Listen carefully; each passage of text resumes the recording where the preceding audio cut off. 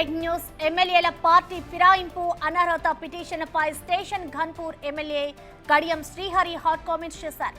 ఎమ్మెల్యేల అనర్హత petition supreme కోర్టులో ఉందని, కోర్టు తీర్పు ఎలా వచ్చినా శిరస వహిస్తానన్నారాయన. ఉప ఎన్నికలు వస్తే ఎదుర్కోవడానికి కూడా ఎప్పుడూ సిద్ధమే అన్నారు. బీఆర్ఎస్ ఓసారి వెనుదిరిగి చూసుకుంటే 10 ఏళ్లలో 36 మంది ఎమ్మెల్యేలను పార్టీలోకి చేర్చుకుని మంత్రులను చేశారని, ఫిరాయింపులను ప్రోత్సహించి రాజకీయ పార్టీలను అసెంబ్లీలో లేకుండా చేసిన చరిత్ర బీఆర్ఎస్దే అన్నారు. ఎవరమైనా కోర్టు తీర్పుకు లోబడి ఉండవలసిందే. తప్పకుండా నా మట్టుకు నేను కోర్టు తీర్పును శిరసావహిస్తాను. ఉప ఎన్నికలంటూ వస్తే తప్పకుండా ఆ ఉప ఎన్నికలను ఎదుర్కోవటానికి ఎప్పుడూ సిద్ధంగానే ఉంటాం. దాంట్లో రెండవ అభిప్రాయం ఏమి లేదు. పారిపోయే ప్రసక్తి అసలే లేదు. అయితే ఇక్కడ ఒక విషయాన్ని చెప్పాలనుకుంటున్నాను నేను. భారత రాష్ట్ర సమితి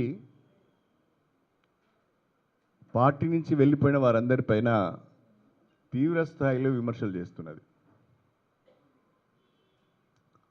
వీళ్ళందరూ అవకాశవాదులని, వీళ్ళందరూ స్వార్థపరులని, వీళ్ళందరూ వెన్నుపోటుదారులని, వీళ్ళందరినీ తక్షణమే డిస్క్వాలిఫై చేయాలి, ఉప ఎన్నికలు రావాలని అంటున్నారు. కానీ ఒక్కసారి వెనుదిరిగి చూసుకుంటే మంచిది. బీఆర్ఎస్ 10 సంవత్సరాల బీఆర్ఎస్ పాలనలో దాదాపు 36 మంది ఎమ్మెల్యేలను పార్టీలోకి తీసుకున్నారు.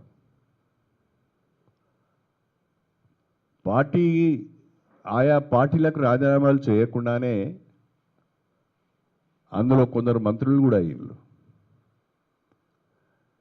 ఫిరాయింపులను ప్రోత్సహించి ఫిరాయించిన ఎమ్మెల్యేలను మీ ప్రభుత్వాల్లో మంత్రులుగా పెట్టుకొని అన్ని రాజకీయ పార్టీలను అసెంబ్లీలో లేకుండా చేసి ఫిరాయింపుల చట్టాన్ని, ప్రజాస్వామ్యాన్ని అపసహ్యం చేసిన మీరు మిగతా వాళ్ళు చేసింది తప్పని విధంగా మాట్లాడుతున్నారు. ముందు మీరు శుద్ధపూసలైతే కదా, మీరు సరిగా ఉంటే కదా. మీరు చేస్తేనేమో సంసారం, వేరే వాళ్ళు చేస్తేనేమో వ్యభిచారమా? మరోవైపు మాజీ ఎమ్మెల్యే రాజయ్యను ఉద్దేశించి పరోక్షంగా విమర్శలు గుప్పించారు కడియం. రాజకీయ పార్టీలు, నాయకులు చవకబారు విమర్శలు చేస్తున్నారని, 15 ఏళ్లుగా ఎమ్మెల్యేగా ఉండి 10 ఏళ్లు ప్రభుత్వం ఉన్నప్పటికీ చిన్న చిన్న పనులు కూడా చేయలేకపోయారని అన్నారు. అభివృద్ధి పక్కన పెట్టి సౌకులు పడ్డారని విమర్శించారు. 15 సంవత్సరాలుగా ప్రతినిధిగా ఉన్నవాళ్ళు 10 సంవత్సరాలు ప్రభుత్వం ఉండి కూడా చిన్న చిన్న పనులు కూడా చేసుకోలేకపోయినాం. దానికి ఉదాహరణ దాదాపు అన్ని నియోజకవర్గ కేంద్రాలలో 100 బెడ్ హాస్పిటల్ ఉంది. ఒక్క స్టేషన్ ఘన్పూర్ నియోజకవర్గంలోనే 100 బెడ్ హాస్పిటల్ లేదు. దాదాపుగా అన్ని నియోజకవర్గ కేంద్రాలు కూడా మున్సిపాలిటీస్గా అప్గ్రేడ్ చేయబడ్డాయి. ఒక్క గణపురం నియోజకవర్గమే మున్సిపాలిటీగా అప్గ్రేడ్ కాలేదు. ఎవరు అడ్డుపడితే ఆగేటి కావు. మనం అనుకుంటే, మనం దృష్టి పెడితే, పట్టుబడితే ఇవన్నీ వచ్చేటియే. కానీ ఆనాడు మనకు ఆ ఆలోచన లేదు. మన సోకులన్నీ వేరే ఉండే. పార్లమెంట్లోని 7 అసెంబ్లీ సెగ్మెంట్స్లలో అత్యధిక మెజారిటీ స్టేషన్ ఘన్పూర్ నుంచి వచ్చింది. ప్రజలు దాదాపుగా 55,000 ఓట్ల మెజారిటీ మాకు పార్లమెంట్లో ఇచ్చారు. ఇవన్నీ తెలిసి కూడా పసలేని విమర్శలు చేస్తున్నారు.